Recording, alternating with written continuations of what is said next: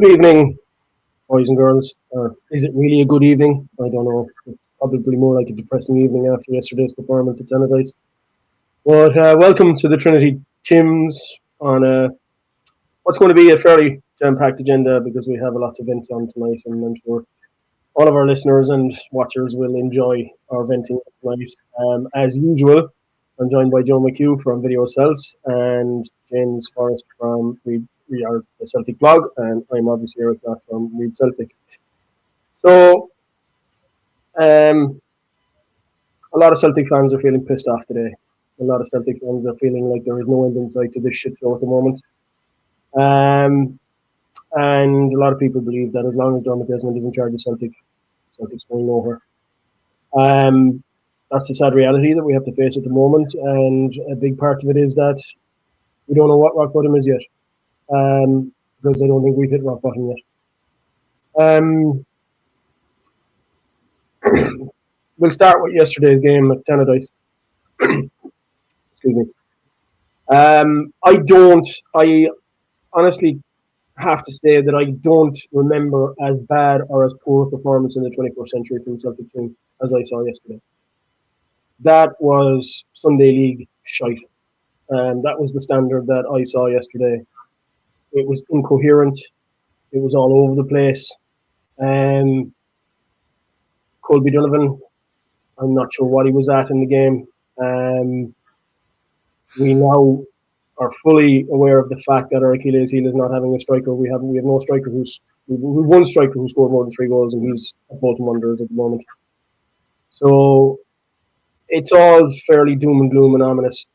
The thing is, we knew. I think we all knew in our heart and soul that there was a performance there was a performance coming like yesterday's performance.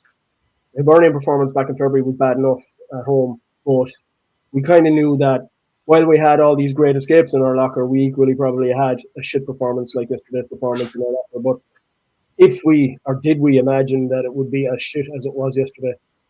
And there's just no positives you can take from yesterday, none whatsoever. We were absolutely owned by Dundee United.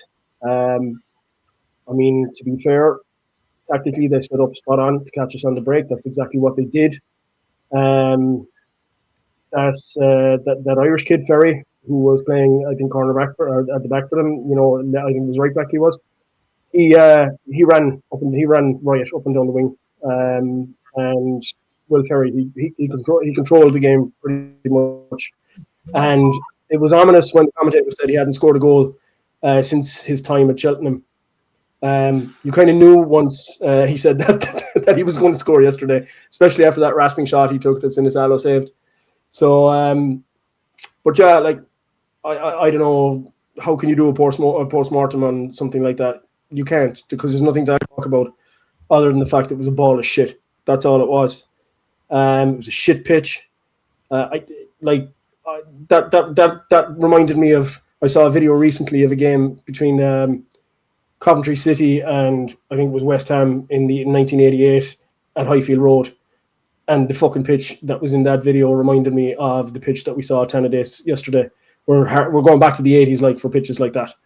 Tannadice is a tough enough place to play anyway because it's such a narrow pitch. Deploying the tactics, 4-3-3, like-for-like substitutions, there was just nothing. Absolutely nothing there. So I'll start with you, Joe. Like I said, there's nothing positive to take from it. There's nothing you can say that is good about what happened yesterday. Tannadice is an easy place to play. A year ago, Celtic won the league 5-0 there. We can remember a 9-0 game under Ange Postecoglou, and we were disappointed it wasn't 10. So I heard the radio, it sounded a little ominous, but statsman Liam McLeod, the man that knows nothing whatsoever about football other than stats, Martin O'Neill had won 20 out of 20 games against Dundee United, and I know people don't like it, but you can't criticise Martin O'Neill. But pre-match, he was given it the old Dundee United, it's always difficult. No, it's not. He said the same before going to Aberdeen at Pittodrie. None of these games should be difficult for Celtic. If Celtic apply themselves properly, they go to these games and put in a professional performance, as they did last season. The form was up and down last season, but they knew candidates and we won the league, and we breezed through it 5-0, and it gave us some enjoyment, a lot of enjoyment there. Marred a little bit by Jota's injury. Yesterday was not even the worst performance of the season. The worst performance of the season for me was Motherwell at Firth Park. Celtic were outplayed for that whole match. Celtic played reasonable during the first half yesterday and just did absolutely nothing in the second half. Hatate was dispossessed in the halfway line for the first goal. A comedy of errors turned it round, and the guy mishit the ball and managed to squeeze it through Donovan and Sinisal to score. Hatate should never have been played at right back. At 1-0 down, substitution, I think they've been brave. And he didn't need to go gung-ho at 1-0 down. Stick on Tony Ralston at right back for Donovan and keep playing the way they're playing. But for some reason, Luke McCown was stuck on. He was played in right midfield. Hatate stuck to right back. He get turned. The ball get knocked into the box, wasn't cleared, etc., etc. It was grim. It was pathetic. I bored myself silly talking about 4-3-3. If you want to play 4-3-3, you must have 4 wingers. We don't have 2 wingers. You've got to have 2 wingers to start and 2 wingers to come on after an hour and turn tiring opponents. Our tactics were non-existent yesterday, baffling. The team selection, Iniacho coming in from nowhere, hadn't even been on the bench for the last couple of weeks. He was on the bench against both games against Stuttgart because you're allowed loads of subs in European matches. But I have no idea where they go from here. The only consolation is the other 2 sides are just as bad. But 8 defeats in 31 league games is pathetic. There's no getting away from it. Right now, they're looking more likely to finish third. That says everything about the mismanagement of the club. So-called planned decline, not a chance. There's no idea. Managed decline is a phrase I want for that planned.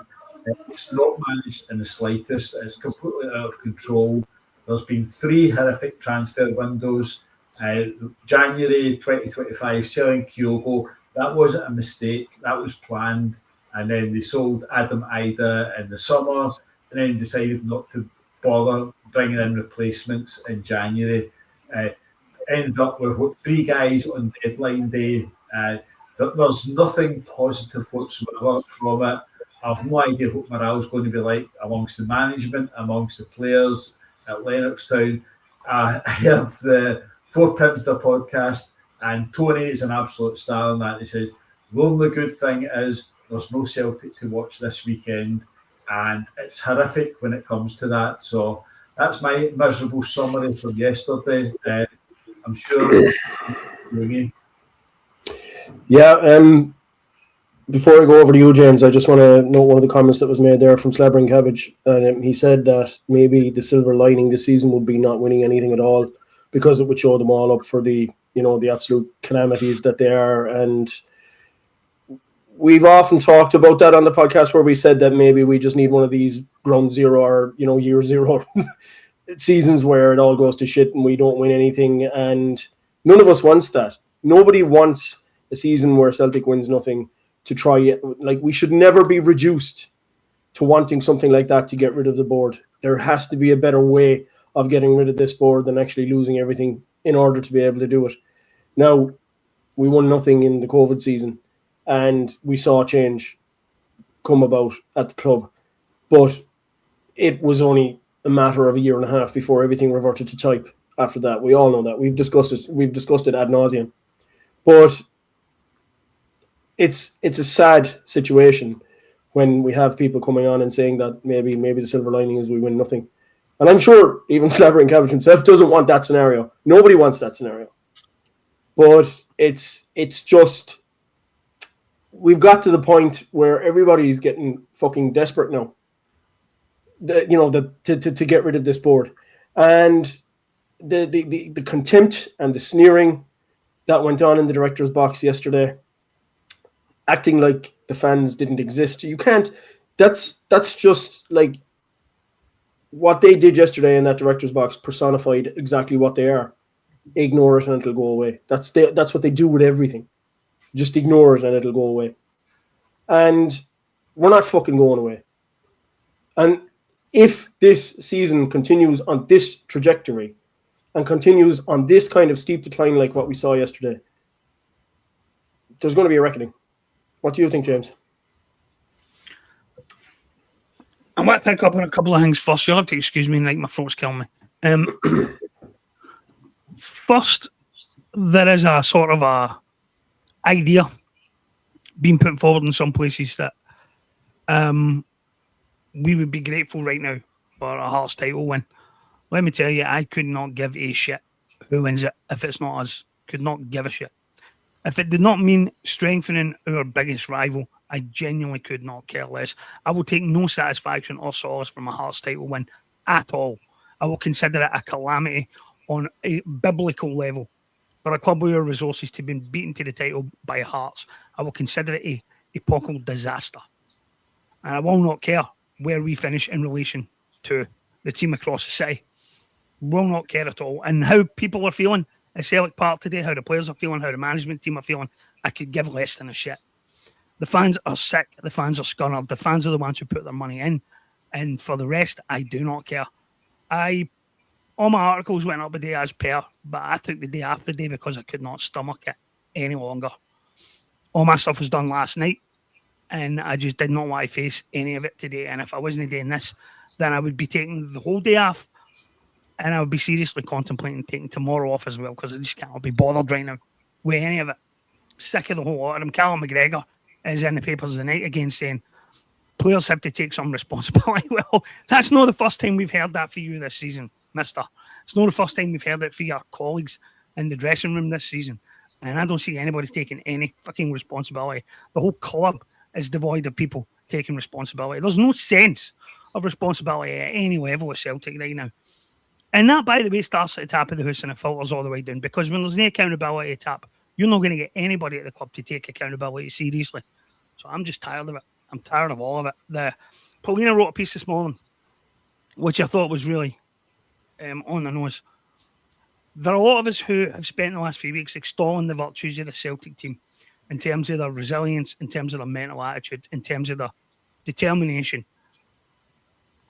But not a single one of them, not a single one of us in all that time has talked about us being good to watch or us being particularly good football team, because we're not. And so she was right. A day like yesterday was in the post and it was always going to be bad.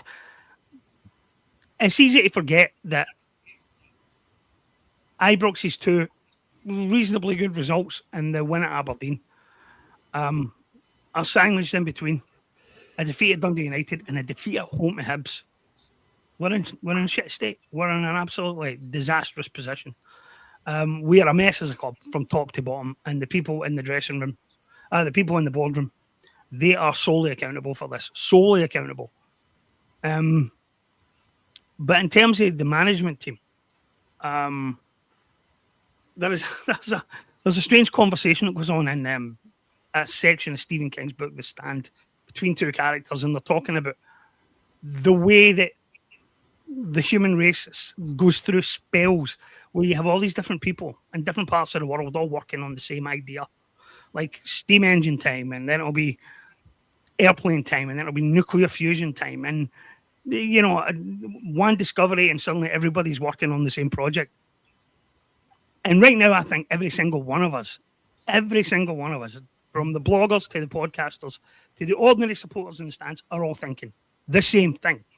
Time to change the fucking playing system. Because the playing system is going to get O'Neill absolutely killed this season.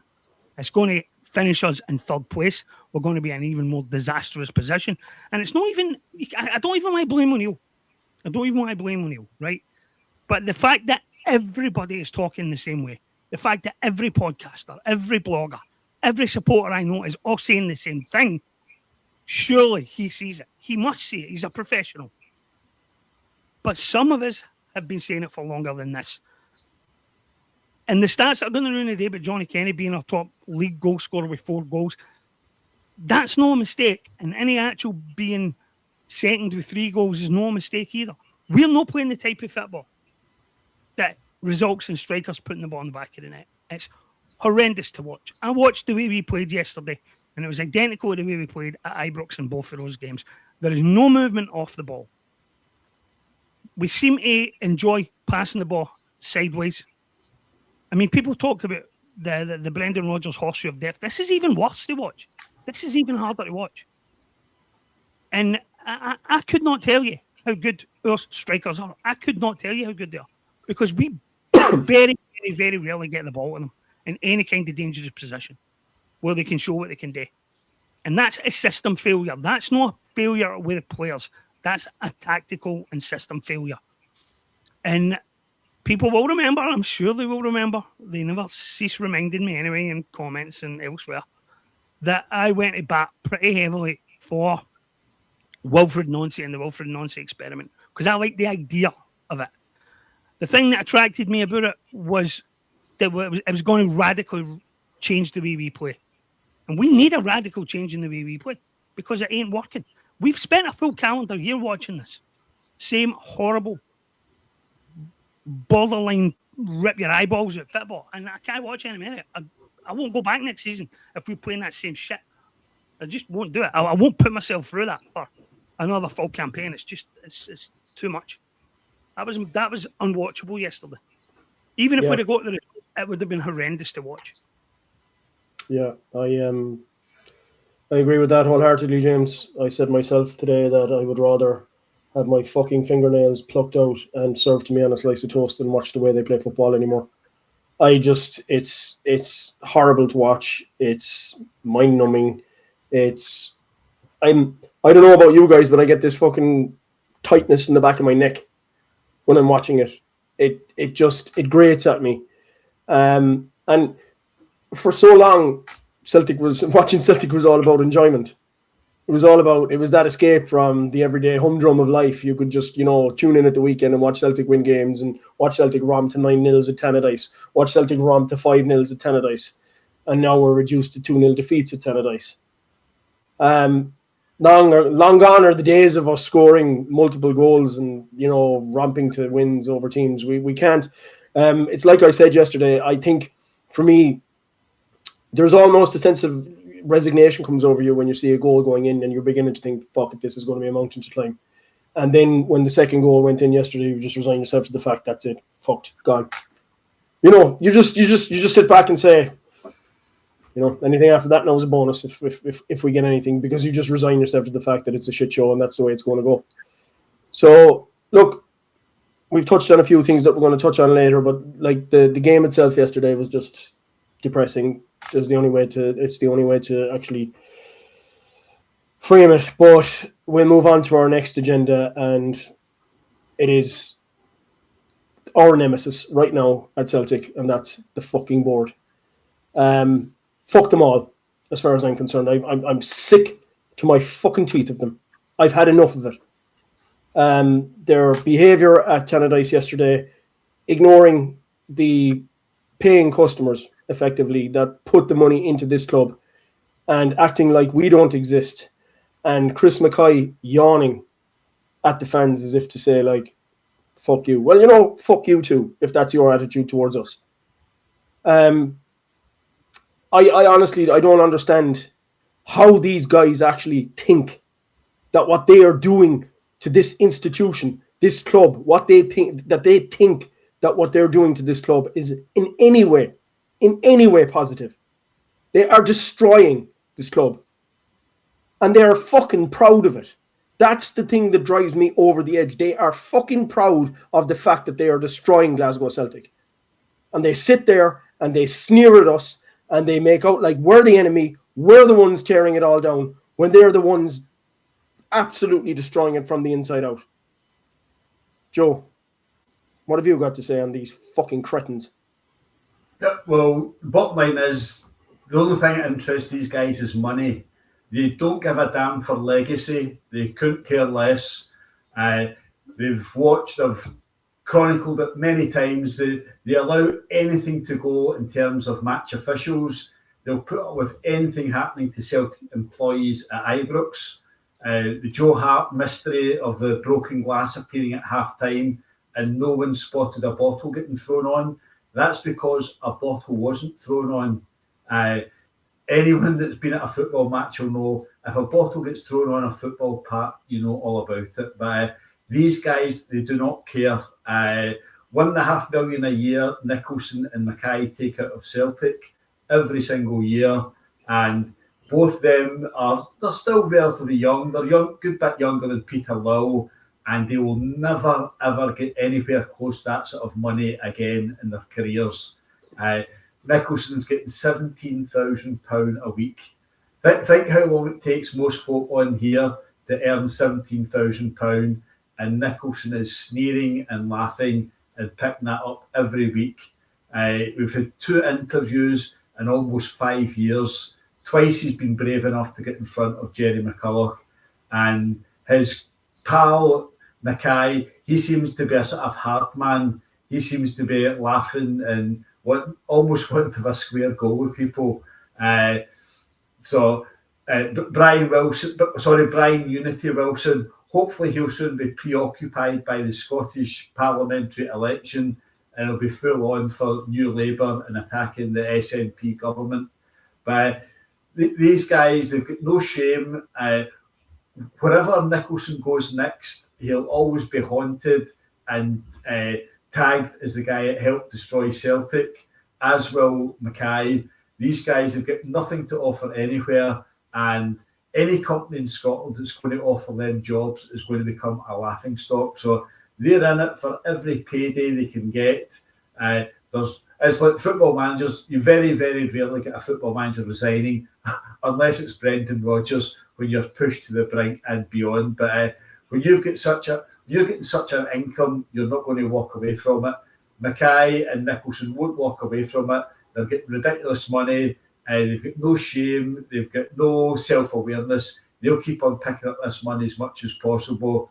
And until someone else at Celtic, and we probably suspect he's on a golf course somewhere in the Caribbean, gets bothered enough, they'll still be around. And one of the great things I keep seeing is there's going to be a reset in the summer. Things are going to change. There's going to be a big turnover.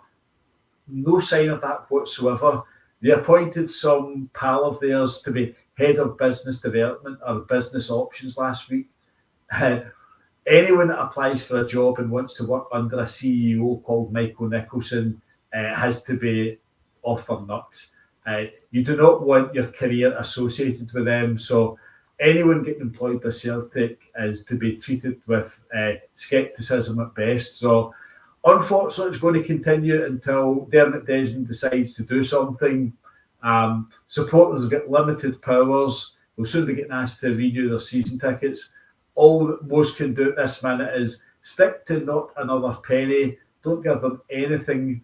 The St. Patrick's Day stuff was low-key compared to previous seasons, but all you can do is vote with your wallet. Don't give them anything, and that might make them squirm. But as we all suspect, all they'll do is reduce budgets, and Conference League qualifiers during the World Cup could be quite a cocktail for them, while they're trying to introduce a new manager. So to attract a manager, generally you've got the carrot of a decent chance of Champions League football, attracting decent players. You've got the prospect of Champions League football. We've got none of them to offer to folk coming in the summer, whether it's management, coaches or players. So if you think recent transfer windows have been dire, wait to see what's coming your way this summer. Yeah. One of the commenters there said that apparently he saw that Michael Nicholson is rated as the worst CEO in Scotland. The worst CEO in Scotland. He's the worst CEO in the UK, if not Europe. Because I can tell you categorically, I'd say the CEO of Cheltenham Town does a better job than he does. The CEO of some Lithuanian second-tier club does a better job than Michael Nicholson does. He's just not there. He doesn't exist. He's the invisible man. He gets paid 17 grand a week to do the square root of fuck all. Except sneer at fans. Ignore fans. Ignore everything. Ignore it all. It'll all go away if you ignore it. Well, you know, the way he's fucking carrying on, Celtic will be going away soon enough as well, because we won't be fucking anywhere in Europe, as you say, Joe. We'll be in conference qualifiers in the middle of the World Cup, and I mean, if they expect that fans will be showing up for those games, and if the top tier won't be closed, I'd be surprised. It's just like another commenter said, the Kellys and the Whites don't have a fucking thing on these guys. They have nothing on these guys. I mean, I don't think the Kellys and the Whites intentionally drove the club into the ground when they did in the 90s. I don't think they had that ambition. But it almost seems to me like with the deterioration of Celtic over the last year, these guys, it's their sole ambition is to destroy this club. That seemed, I mean, contradict me, James. do you not think it's their sole ambition now at this point in time? Because they're doing nothing to show us otherwise. Well, I said at the start of the season, not the start of the season, I said when we get knocked out in Europe, when we get knocked out of Champions League by Kyra, and we weren't quite aware that the collective was going to form in the background, but something was cooking behind the scenes. I said that the important thing to remember is that these are not bad people, that they're just shit at their job, right? But they are bad people, and there's just no way of getting away for that. That's the realization that I've come to over the course of the season, that they are bad people. Nicholson is one of the most cowardly individuals in the whole of Scotland. That is an absolute joke that he is in a senior executive position at a major institution and has not faced the media once in the entire time he's been there. Means he's either a gutless fraud or that his colleagues out in the boardroom simply don't trust him to get his P's and Q's right while sitting in front of any kind of trained interrogator. But I don't hate Nicholson. Nicholson is just a grasping, greedy, selfish little prick who's out of his depth. I don't hate that. You know, there are other contexts in which you could admire somebody like Nicholson being in a job grossly outside his capabilities and hoovering as much money as he could. There have been a few bosses at Ibrox like that over the last couple of years, and I've enjoyed every minute of their tenures. So I can't really hold it against Nicholson. But Chris Mackay has got to be one of the most loathsome individuals ever to hold senior executive position at Celtic. That's a grown man hiding behind a police line, making faces at people. You are a prick, mate. You are a fucking prick. You are a loathsome bastard. And you better understand that for the rest of your life, whatever happens, however long you cling on by your fingernails to this job, you are going to be despised by an awful lot of people. Despised, because you are a despicable cunt. Well said, James. Well said. I couldn't have put it any more succinctly myself. This is the thing. They're all becoming despised. They will go down in history as the most hated board to have ever been in charge of this club. And nobody thought the Kellys, that accolade could be taken away from the Kellys and the Whites, but it's gone. They've lost it, the Kellys and the Whites. They've lost that accolade. This is without doubt the worst board that this club has ever had the misfortune to have in charge of it. We'll move on from that particular subject because it's one that gets us all wound up, as we know, as we can see, although Joe keeps a calm head and just tells it like it is, to be fair to him. But in terms of our next subject on the agenda today, are you talking to me there, James? I can address one thing before we're going. Do go on. Somebody said earlier on that it might take a disaster. It might take us winning nothing right this season before people open their eyes, right? I wish I believed that, right? I wish I believed that there was some silver lining to having a really dreadful, apocalyptic finish third, don't win any trophies season, right? I wish I believed that it would result in the majority of your supporters seeing what needs to be done and acting resolutely to do it. But I don't believe that. I don't believe it because the idea was to stop the disaster happening, not to act after the fact. Right? It's just too late to build the ark once the rain starts, and it's been raining for a long time. And this is where I have a problem with the idea that there is a silver lining and what will happen at the end of the season if it's a complete shit show. This board of directors has hired Neil Lennon twice, has hired Brendan Rodgers twice, and then second Brendan Rodgers out of the building twice. Has gone back for Martin O'Neill in desperation, not once but twice in the same season. Has hired a manager and sacked him within 8 games. Went for Ange Postecoglou only because they spent an entire summer chasing Eddie Howe and believing Eddie Howe's verbal assurance that he would be the next manager. I mean, these people have provided over transfer window disasters. They've provided over managerial appointments and make you want to pull your hair out. They have presided over internal appointments. Mark Lowell, who should never have been near a senior role at Celtic because he's grotesquely unqualified for one. Michael Nicholson himself promoted from within. I mean, I could go on and on and on and on and on. We've got a youth academy staffed by ex-Motherwell coaches, and you wonder why we haven't graduated a really, really, really top-level player since Kieran Tierney. I mean, this is a secret. None of this is a secret. This has all been ongoing for longer than the current crisis that we're in. But this club has been a mess for a long time. And I don't know which bit of it,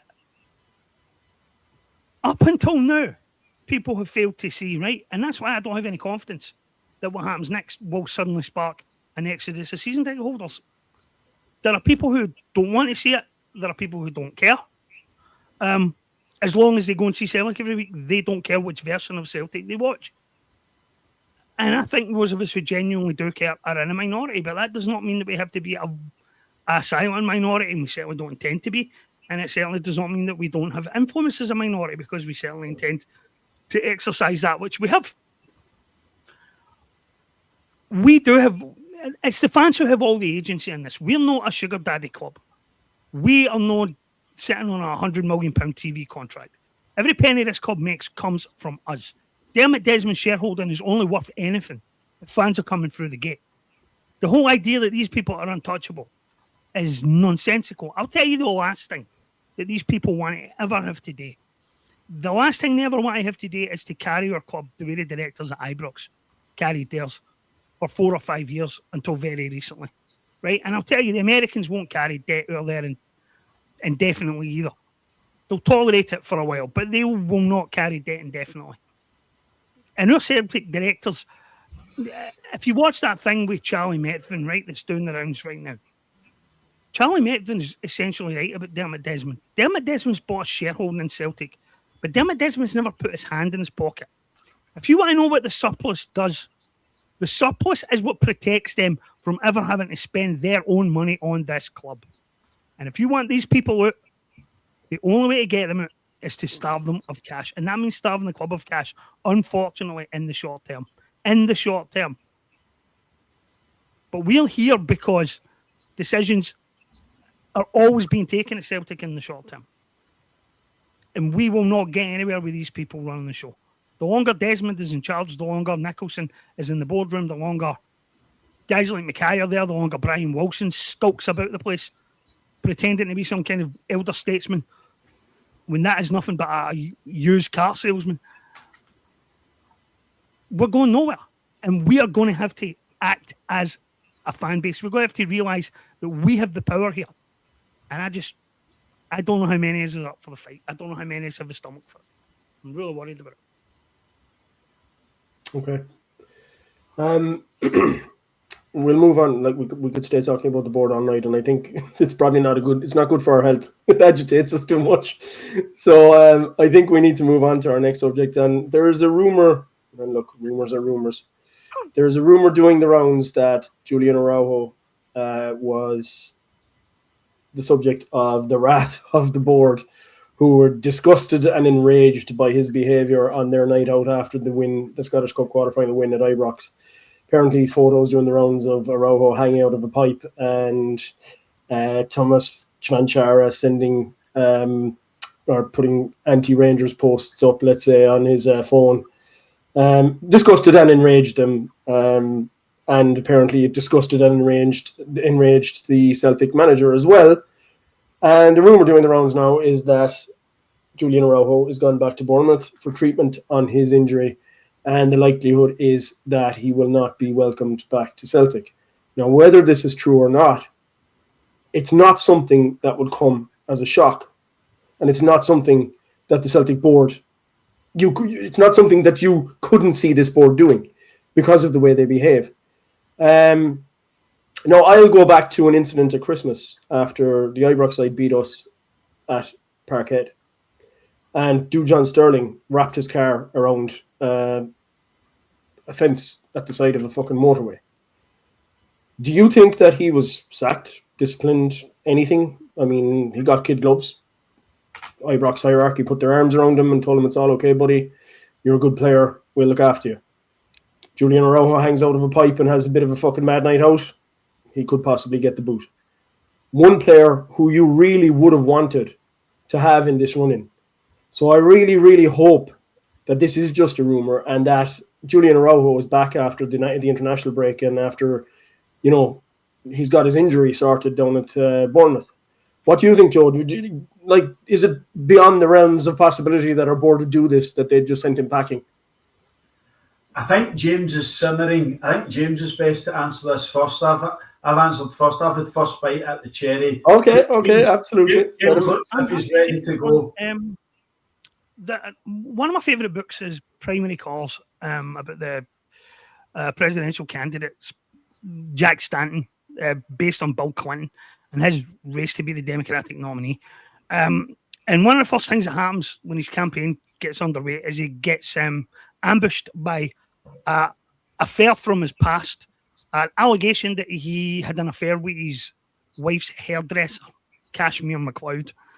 And I won't go into the full scope of the story, but it turns out to be true, but embellished slightly. But later on, there are other allegations, and there are other allegations, and there are other allegations, and they just keep on coming. And finally, Henry Button, his campaign manager, says to Stanton's chief of staff, "Why is it like this?" And she says, "It's shit begets shit. Kashmir made anything possible." And that's where we are right now. That's what this board has done to us. This board is so distrusted, so hated, so scandalised. They have been responsible for so many fuck-ups and self-inflicted wounds in the course of this season that it doesn't matter how ridiculous a story sounds. Something is going to stick to them. Something is going to stick, and people are going to believe it. Because these people have literally made anything sound plausible. I mean, I don't pay any attention to rumours, right? I think I cannot stand gossip, right? I am the least gossipy person on the planet. I can't stand it. Normally this stuff would be completely beneath discussion, right? Except it isn't. Nothing is beneath discussion now with these people in charge. Because if there is a way to fuck up, if there is a way to inflict further damage on us in this campaign, they'll find a way to do it. They'll do it. There's nothing that is beyond these people. I mean, the craziest thing that I've heard this season, easily the craziest thing I've heard, was the story that Brendan Rodgers, because he dropped a couple of players, or I think it was the League Cup semi-final last season. And this was Stephen McGowan who broke this story. Stephen McGowan said that he was sitting near the director's box and the directors were openly questioning Rodgers as a manager, as a motivator, as a team builder, the whole lot. It was basically a full-scale personal character assassination on Rodgers that went on for just about the whole game.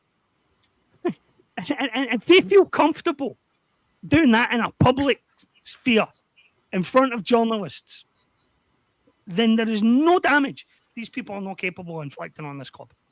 Their own egos are so out of control. Whatever standards they think they're enforcing, everything that they do just makes things worse. So normally I wouldn't care about a story like this, but nothing surprises me. Anything is possible with these people.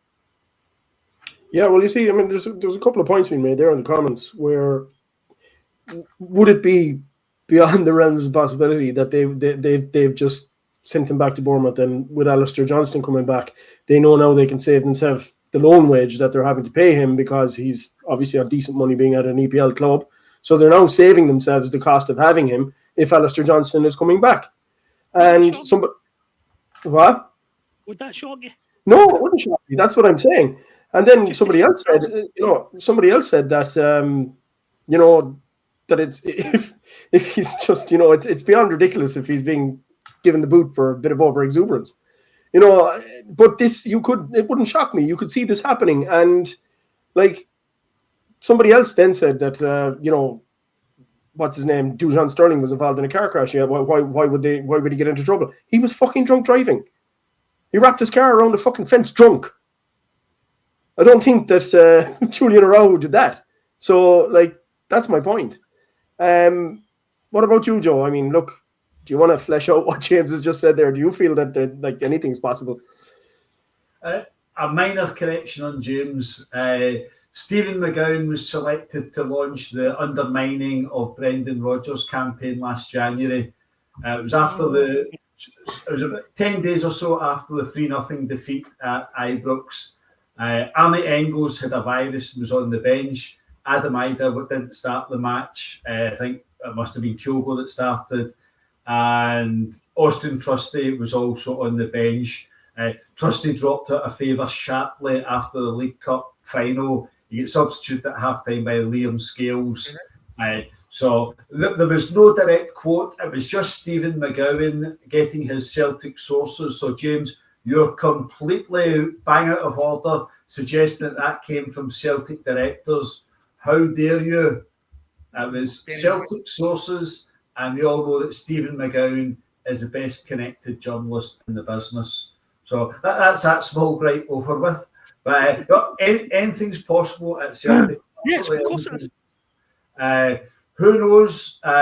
It's not the worst putting 2 and 2 together. You might have got 4, you might have got 222, you might have got 5. But the Aruko and Sankara stuff, there's a small element of it that's believable. But another element to this is both of those guys were attacked on the pitch after the final penalty at Ibrox. Araujo was involved in something or other. It was on the ground, and there's a Celtic member of staff attacked. I think Araujo might have came to his defence and support. Twankara had no blood whatsoever on his jersey as he popped a penalty past Super Jack Butland, but when he appeared on Premier Sports, there was blood on his jersey. So, if I was Borussia Mönchengladbach, he provoked that himself by fighting in the tunnel. Absolutely, yep. So, if I was Borussia Mönchengladbach and I was Bournemouth, I'd be a bit concerned about the care that my players are getting on loan at Celtic.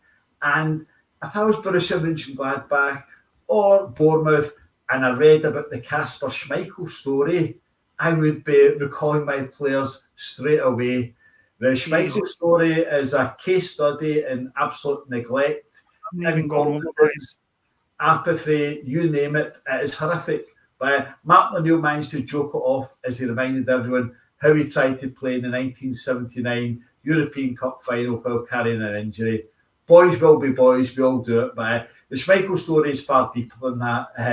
We're talking about 10 months for a guy playing when he shouldn't have been playing football, taking injections, which it's maybe something you take once or twice in a career, but it shouldn't be a monthly situation or more frequent than that. But again, there's no scrutiny of it. So who knows what's going on? We'll see if Aruko comes back. But the Alistair Johnson return could be quite timely. 10 days ago, folk were discussing whether Celtic should pay £9 million to Bournemouth and provide top-line incredible wages to Aruko. Suggesting that he loves Celtic so much he might take a pay cut. He's found his home from home, but it's looking like all those notions can be kicked into touch. One thing's for certain, we'll get nothing whatsoever from Celtic on this, which will just allow the rumour to develop pace, gain some momentum. So it was a bit strange that the players were out celebrating in Glasgow City Centre after that match, but I presume it was cleared by the club. And I don't really think that Michael Nicholson is going to step in and say, how dare you guys have a pop at our beloved old firm business partners. I don't see Chris Mackay doing that. They'd just be so relieved to get through those 2 visits to Ibrox without any serious hammerings. I don't see them stepping in. But as we all agree, there's such a vacuum of information out there that anything's possible. And who knows what nonsense might come out in the course of this week. Who knows what maybe went on in the dressing room after yesterday's game. Another instance that I'm reminded of, mentioned the defeat at Motherwell just before Christmas time.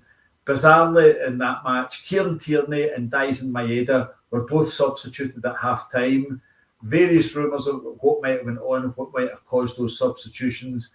And then when Nancy was asked about it, it was always planned.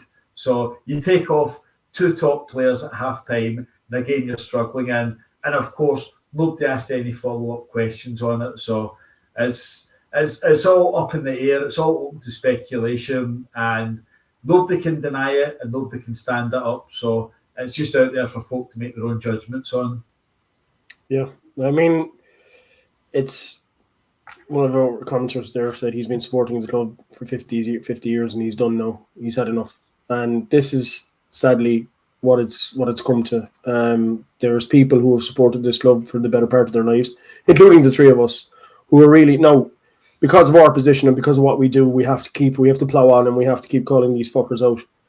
But for people who just support the club and who just, used to derive enjoyment out of it, it's very tough on them, and it's a sad state of affairs. I mean, I saw a couple of videos or tweets yesterday of a couple of kids outside the hotel in Dundee waiting for the squad to come out. They were waiting for 40 minutes, and the squad just walked past them and ignored them. And I would have always thought the Celtic players had a bit of decency in them if they saw a couple of kids that they'd done. We've all seen videos of Celtic players doing good things with kids, but that video didn't portray the players in a good light. They all just walked past the kids. None of them, I think Kieran Tierney gave a thumbs up. That was it. But none of them actually, they were holding the jersey up to be signed. And I actually think that's, it sort of signifies what's going on at the club at the moment. The players are that pissed off that they don't even want to engage with fans because there's so much shit going on in the background at the club. I'm not trying to defend them for what happened yesterday, because they should just take the time out to go over and sign a kid's jersey. It's not a big deal. But I think it's just endemic of what's going on at the club at the moment. There's just this board is the cancer of this club, and that cancer is spreading. And yesterday was a perfect example, of how far the cancer has spread. And the only way you get rid of cancer is to fucking dig it out and tear it out. And unfortunately, this cancer is not going to go away until it is dug out and torn out of Celtic Park.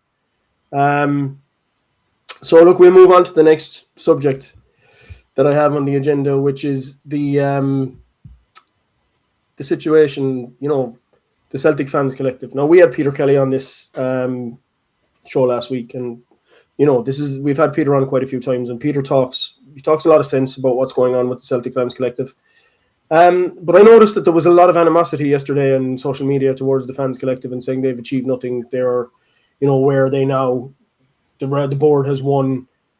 And I'm sorry, that to me is fucking lousy. The Celtic Fans Collective has achieved an awful lot in the short time that it's been around. When you consider it's only been around since last September, it has achieved a hell of a lot in a short space of time. And we will stand firm with the collective because, as I said, Peter is a good guy. We've had him on this show plenty of times. And I won't stand for people saying that this Celtic Fans Collective is not achieving anything and it's not getting rid of the sport. Peter Orwell went during their time, something that we thought would never happen. So I'll go to you, James. Do you think it's pretty, I don't know if you've seen it, but there's an awful lot of people saying what the fuck has the collective achieved? And where's the collective now in situations like this? Nobody really was bothered about the collective when we were winning games, but now all of a sudden, because we lost a game yesterday and the board, were behaving the way they were, the collective now are achieving nothing. I mean, it's a bit fucking rich, isn't it? Well, I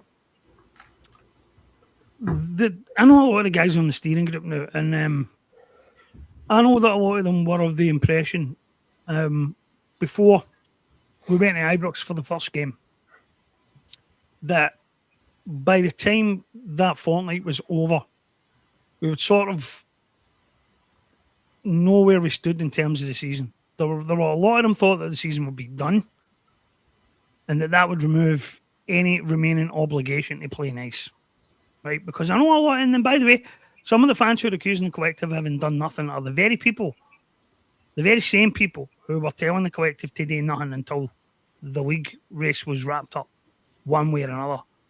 So, in actual fact, the collective has been on sort of, I described it this morning as like a sort of limited ceasefire.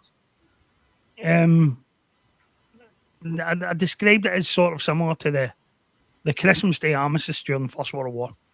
Yeah. When we played football against the Germans on no man's land, right? And then we're back to shooting them the next day. So, I mean, that's kind of what it was like. That's kind of what the last couple of weeks has been about. Get behind the team. And if it doesn't work out, then we're under no further obligation to play nice. And if it all works out and we're still in the title race, we're still in the cup, then you get behind the team until that no longer applies. And after yesterday, it no longer applies. Because as much the optimist as I like to think that I am, we had to go into the 5. We had to go into the post-split games with some kind of momentum behind us, with some kind of good run of form. We had to be a minimum of 1 game behind Hearts, had to still be ahead of the mob across society, and we blew it, basically. I look at the fixtures in front of us, I look at the 5 after the split, and the record that we've got against them. We've not beat the Ibrox club in 90 minutes since 2024. We have not beat Hearts, and that feels like forever and all. Motherwell have already absolutely cleaned their clock at Fir Park, and if we've got to go back there, and we don't know whether we will or not, they're perfectly capable of doing it again. I think Hibs have got a result against us home and away, so it's hard to be optimistic unless O'Neill radically changes the way we play.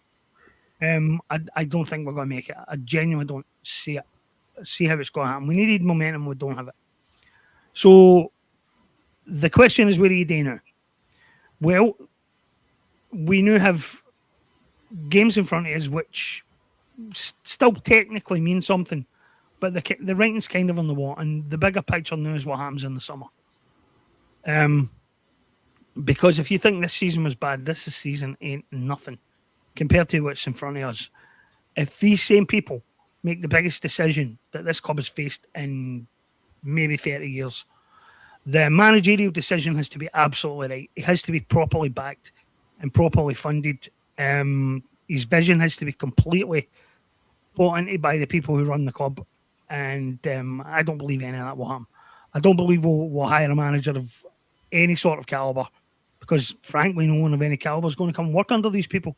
And I think the one for next season is going to be even harder than this one in a lot of ways. And I'm not saying that because this season's been a disaster. I was saying that before this season even started, because I knew it was the last Rodgers season. And the only thing that was holding this club together was having a competent leader in the dugout. And that's the only thing that's been masking the real scale of the problems that we've got. And although I said earlier on that I don't have a great deal of faith that as many of our fans as we need on side are going to be motivated to do something about this, we never needed the majority to effect change. We were never going to need the majority to effect change. That's not how it happens. And the people who are clamoring on about the collective have achieved nothing, I don't want to be on a downer with those people, right? From the outside, it might look like that. From the inside, it might feel like that sometimes, right? But I would say that there are people who have never been involved in a major campaign and don't really know how it works and don't know the mechanisms involved in it and how long it takes. And when you've got all different groups that you've got to keep together, there is a lot of internal politics which you need to play. Because you have groups that want to boycott the next 5 games. You have groups that want to just sit tight and let the chips fall where they may. You know, they'll attend games, they'll continue to cheer on the team, but they believe it'll end in disaster and they're perfectly content to wait until the season ends and is a disaster. You've got other people in the middle who want to do certain targeted actions. And you've got to try and hold that coalition together. It's very difficult. And it's an immense credit to the guys who run the steering committee that they've held it together as long as ever in the way that they have. A lot of people are going to drift away. Like that happens in a campaign as well. That inevitably happens. You bring together a lot of groups. Some of them are not going to be satisfied at the pace. Some of them are not going to like the direction. And some of them will drift away. That will happen. But the core group has to stick together. And the core ideas are right. And the core campaigns so far have been absolutely spot on. Not Another Penny is a superbly well thought out and well organised campaign. And it's had an effect. Believe it or not, it's had an effect. It's had a big effect behind the scenes because these people are seriously scared. And we have rattled them. The fact that Law was gone, the fact that there's talk that Nicholson wants to go, the fact that Nicholson might even have handed in his resignation. I've heard this from various people. And that he's being basically kept in the building against his will at the moment because Desmond doesn't want to look as if it's a defeat. There's a lot of stuff going on behind the scenes. I'm sure there's at least one person on the Celtic board who knows that this is a mess and isn't very happy at eating shit as a result of it. I'm sure that is quite a widespread feeling, in fact, among Celtic senior executive. But you've got to chip away at it a little bit at a time, right? And these people are already rattled. They know that they're never again going to be able to sit in those seats without getting stick. They know they'll never again be going to be able to walk up to Celtic Park without needing a security detail on them. And when you think about it, people who for a long time were told they were masters of the universe are now scared out of their wits every time the door slams. I'm not saying that's right and I'm not saying it's nice, but it's a major change for them. It's a big deal that's the life they've now got. And as I say, Chris Mackay, for the rest of his life, there are going to be people in any room that he's in who are going to detest him just because of this. And that's just a fact. These people are never getting away from this. They're never getting away from what they've done here. And that, believe it or not, all has an impact and it all wears these people down. These people aren't indestructible machines. They're human beings and it wears them down. And we'll get there. We will get there the same way we did with Law. We will gradually get there. And Desmond himself's not even immune for it.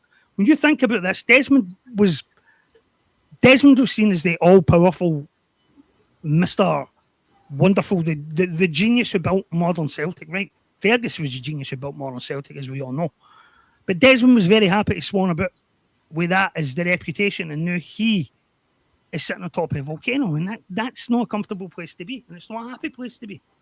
In every room that he's in, every meeting that he's in where Celtic gets brought up, you're going to have people looking at him as if to say, look at the mess you've made here.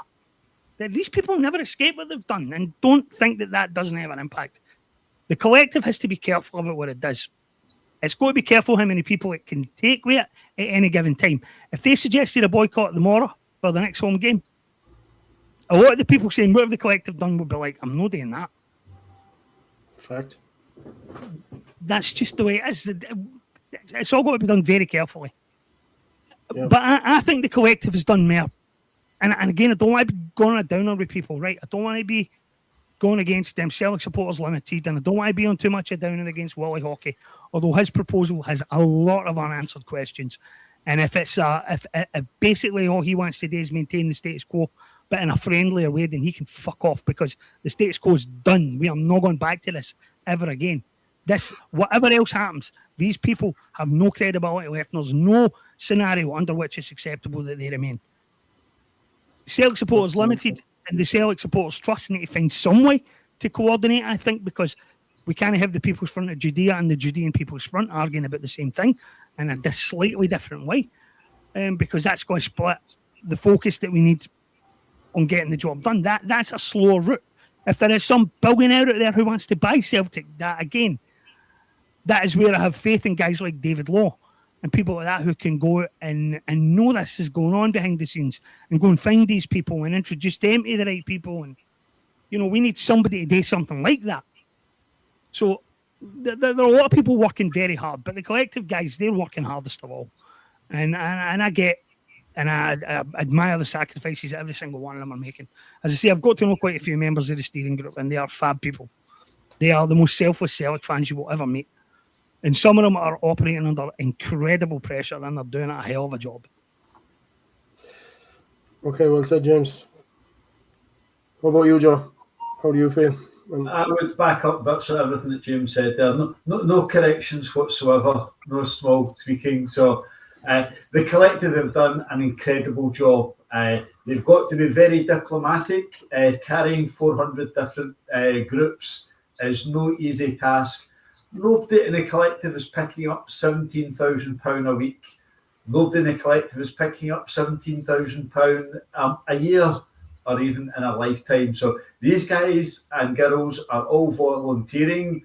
I've been to one of their meetings. I've looked in at a couple of them online, and they're the real deal. We've had Peter Kelly on twice. He's the real. Was that something I said, James? Or is that a comment? No, I'm just suggesting that we bring Paul Brennan on and interrogate him. That'll go down like a Joe. That'll go down like a fart in a spacesuit. No, that would be box office. Paul Brennan, if you want to come on anytime. We'd absolutely love to have you on here. I'll take a back seat. James can take a back seat, or Eric can take a back seat. We can maybe put Paul and Peter Kelly together. That would be box office. That'd be a nice earner for Celtic as well. But you're watching this free of charge, of course, so no paywalls, right? But getting back to whatever the point was, the collective are doing a fantastic job. Scaring Peter Lowe out the building is fantastic. And if the collective do absolutely hee-haw for the rest of time, that is a great achievement that every Celtic fan should be on their knees and grateful for. There's much more to come. Not another penny. It just sort of evolved at a meeting. They did a meeting afterwards, and a couple of days later we had not another penny. And that's harming Celtic every day in life. So all those projections, all those spreadsheets, all the money that they're taking in from supporters, that's taking a bit of a downturn. Any company want to get involved with Celtic knows that those anti-establishment fans are no longer the pushover that they once thought they were. So the collective are doing a great job. They can't do everything. When they eventually came up with the plan for a boycott, they recommended a boycott. It was very successful. Lots of people didn't like it, but that's life.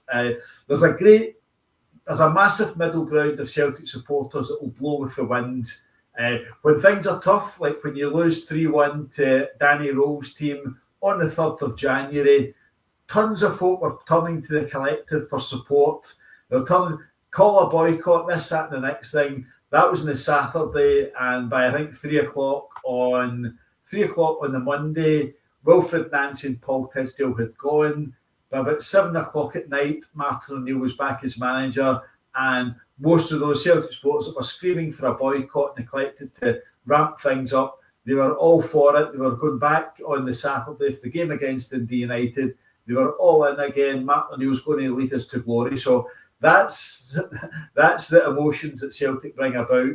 There's a small group of very dedicated folk that the collective has provided a voice for folk. There's lots of people very frustrated and angry at the way Celtic are being run, and now they've got like-minded individuals that they can sound off amongst, and they've come up with some great ideas that have had a lot of impact.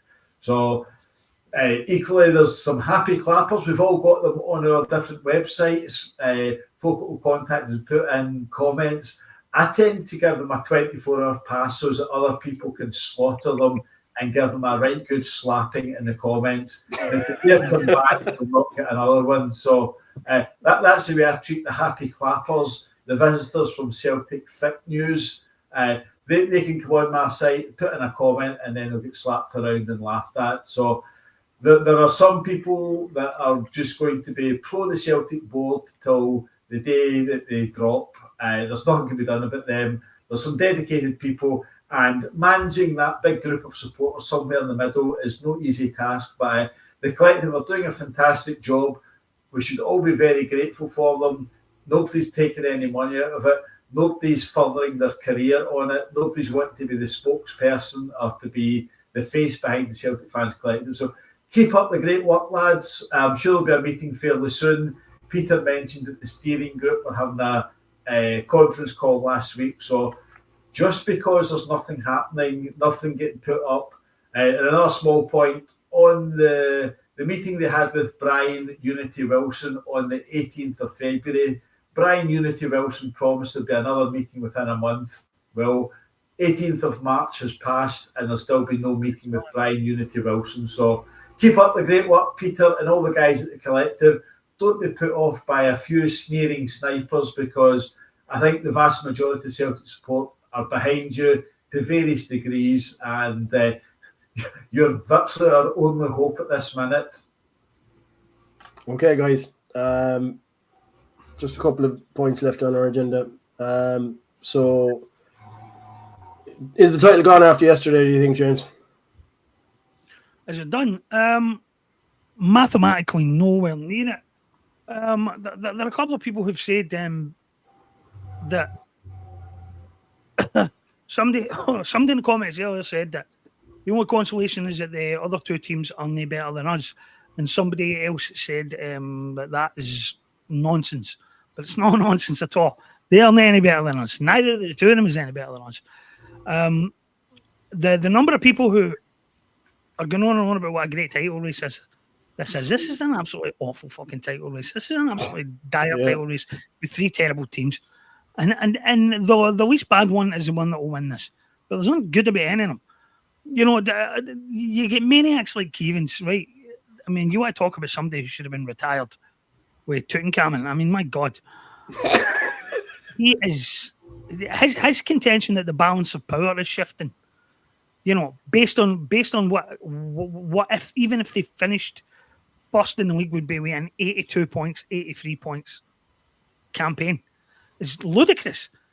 We wouldn't even have to improve 10% to beat that comfortably next season. With Wilfred Nancy's appointment, we probably won the league with room to spare. This season, as bad as we've been. So the whole idea this has been some kind of great title race, and these are two teams on the rise we're playing against. It's absolutely untrue. This is the worst Ibrox team that I've watched in eons, right? And this Hearts team has benefited tremendously by one thing and one thing only. They're not good enough to have got too far in the two cup competitions, and they didn't have to play in Europe. Next season, when they do, look for Hearts about 4th or 5th. And that's about as good as it gets for a while for Tony Bloom. I mean, that's honestly, people are going to talk about what a great triumph it is for whoever wins this. I don't think so. The only satisfaction, if we win it, that I will take, is that we got over the line slightly ahead of two other really terrible teams, and that even at our absolute honour in these worst, that we're still good enough to best every other team in this country. That will be an indictment of Scottish football, and not a great triumph for us. I don't think, mate, that we've got what it takes. If we change the playing system in the next two games and run it with 2 4-0 victories, then maybe I'll feel a bit better about it. But I don't see it. I think the problem with Martin is that Martin's 20 years past his best, and Sean Maloney is a young guy with a lot to learn, and this is not the place to be learning your trade. This is not a job in which you can learn your trade. He's got a role at Celtic next season if he wants it. I'm sure he does, and I'm sure he will. And he's as far as I'm concerned, he's earned it. But no in the dugout, no as manager. It's a mess. It's a mess. I think yesterday was the end of it. I think as far as the league goes, I think it was done. Would you be of the same opinion, Joe? Do you feel that yesterday was the end of it? And look, I had another point that I wanted to add in the agenda, but we're kind of getting caught for time. So what I'll do is I'll mix that into what we're talking about now. And it's my firm belief that if we continue playing 4-3-3, there is no hope that we're winning this league. So do you think, Joe, that, you know, if we continue to play 4-4-3, we're not going to win this league? And do you think that Martin O'Neill now finally knows that, and at the end of this international break, that we're going to revert or change, not revert because it's been 4-3-3 for years, but change to a 4-4-2, because we might actually get some fucking decent results if we play 4-4-2. Do you think that's a possibility after the international break?